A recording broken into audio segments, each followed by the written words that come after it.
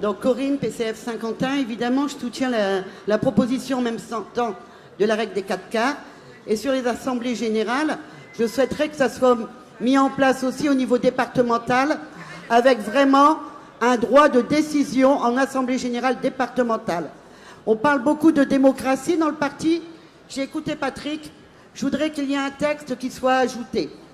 Sur la forme et sur le fond, la présentation du nouveau logo du parti est le symbole d'un congrès extraordinaire de verrouillage politique.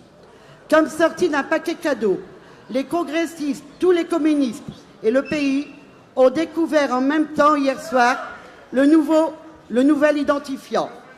Les camarades n'ont pas été invités à en discuter à aucun moment dans nos organisations du parti.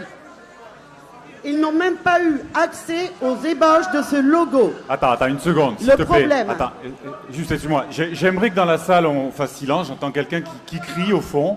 Donc merci de laisser l'oratrice s'exprimer.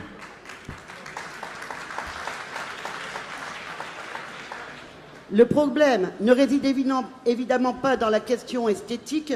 Nous pensons aussi sur le prix, sans doute astronomique, payé à telle ou telle agence de communication pour dessiner une étoile à 5 branches, au moment où la direction nationale du parti licencie des camarades. Non, la question principale qui aurait dû être portée sur le choix du logo, s'il avait été soumis au vote, c'est celui des références identitaires de la raison d'être de l'organisation du Parti communiste français.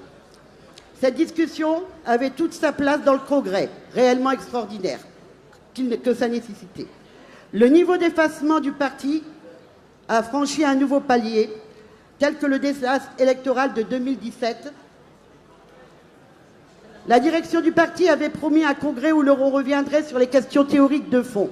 Rien ou presque rien. Mais un bouclage du texte final hors des congrès locaux.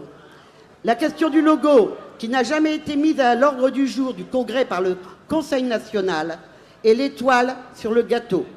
Au 36e congrès, nous avions très fortement... Ah oui.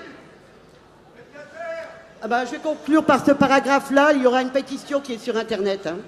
Au 36e congrès, nous avions très fortement dénoncé l'abandon de la faucille et du marteau et forcé à un débat avec pour objectif les outils abandonnés.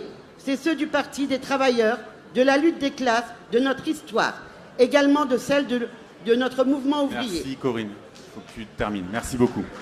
La discussion s'impose.